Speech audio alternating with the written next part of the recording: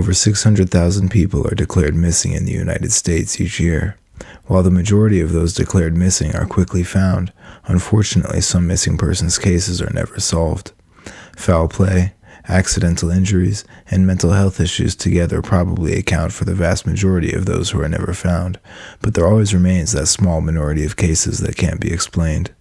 Even stranger, some people disappear mysteriously only to reappear sometime later, sometimes many miles away and with truly bizarre first-hand accounts of the events that led to their reappearance. In this video, we'll take a close look at some of those cases involving the mysterious reappearance of a missing person.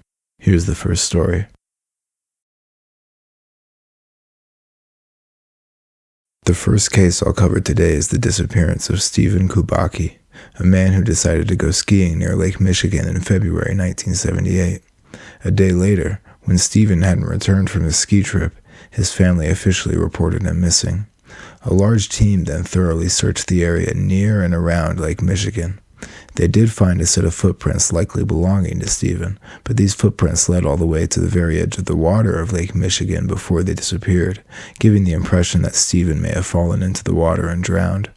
His skis and poles were also found on that same part of the shoreline. However, Lake Michigan was frozen over, and no breaks in the ice were observed, making it appear as if Stephen walked right up to the edge of Lake Michigan and just vanished into thin air.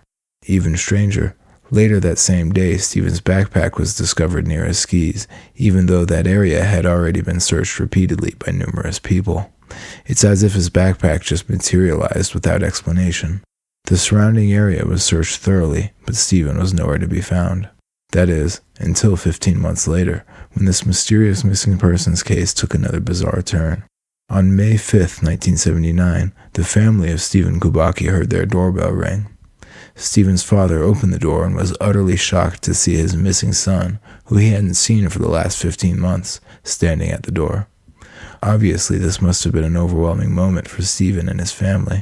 When everyone inevitably asked Stephen where he'd been for so long, it seemed as though Stephen's memory of his time missing was hazy, to say the least. Based on the little he could recall, Stephen had recently awoken in a field in an area called Pittsfield, which is about 40 miles away from Stephen's family home. When he awoke, Stephen was dressed in unfamiliar clothes and discovered several strange maps on his person that he didn't recognize. Incredibly, this location where Stephen woke up is over 700 miles away from the spot at which his skis and backpack were found near Lake Michigan.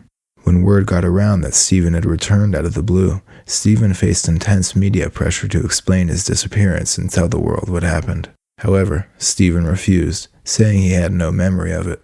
Whether this is the truth or not is hard to say. It's conceivable that he really has no memory of the preceding 15 months.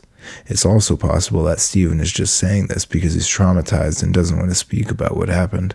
Either way, I'm sure his family was thrilled that he was finally home. Apparently, the area from which Stephen disappeared is sometimes known as the Michigan Triangle due to its history of strange activity and frequent disappearances. Whether there really is anything strange going on there, or any truth to the concept of the Michigan Triangle or not, is not for me to say. Regardless, Stephen's story is certainly a strange one.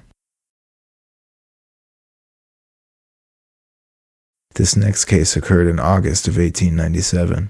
A 6-year-old girl named Lillian Carney was picking blueberries with her mother in Maine and enjoying the outdoors. While her mother stopped to continue picking berries with her back turned to Lillian for just a few moments, Lillian seemed to vanish into thin air, as she was no longer there when her mother turned around again. Her mother spread the word of her daughter's disappearance, and soon over 200 people were assisting in the search for Lillian. About 48 hours later, Lillian was found in the woods in a trance-like state, visibly dazed. When her parents asked her where she'd been for those 2 days, Lillian said she'd been in the forest where the sun had shone the entire time. It's not clear exactly what she meant, especially because of the cloudy, overcast conditions at the time of her disappearance. Still, Lillian claimed that the sun continued to shine over the course of those 2 days, even through the night. Many outlandish theories have been proposed to explain her account of what happened, including the theory that she was abducted by aliens and what Lillian thought was the sun was really an artificial light source inside an alien spacecraft. Some have even suggested that Lillian had somehow accidentally been transported into another dimension. Who knows what really happened?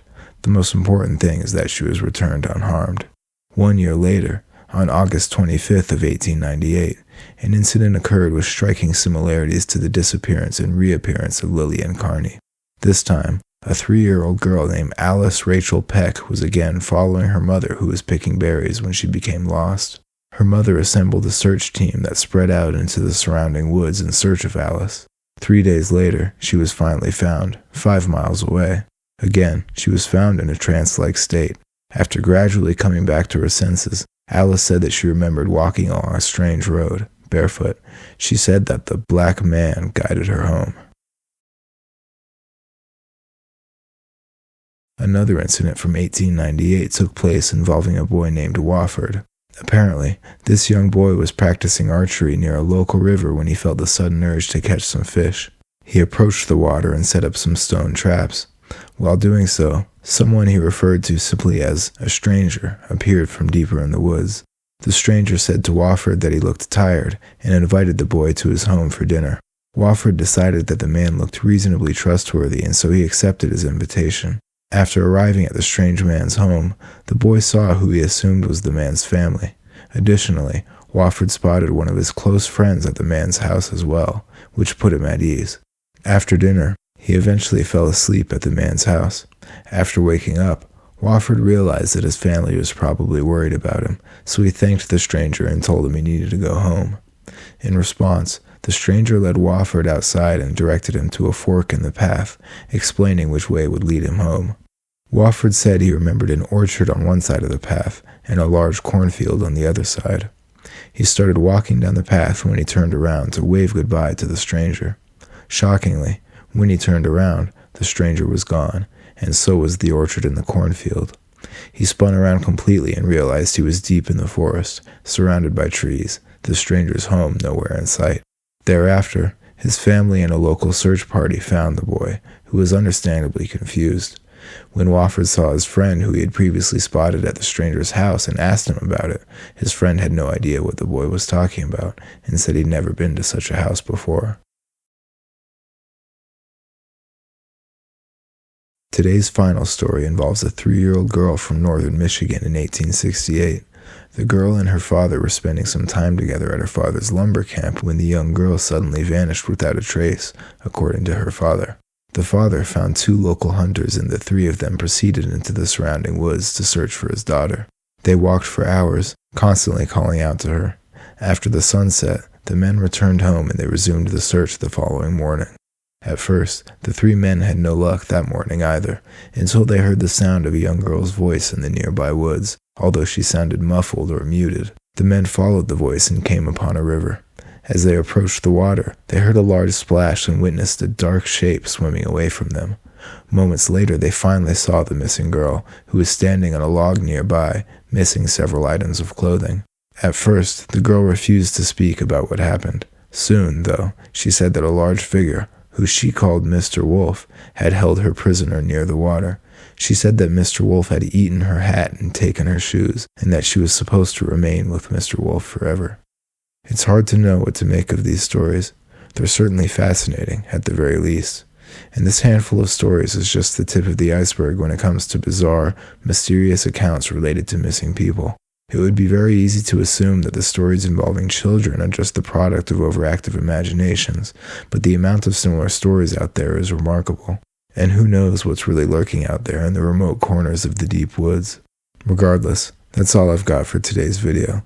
Please like this video if you enjoyed these stories, and feel free to subscribe for more mysterious and creepy content.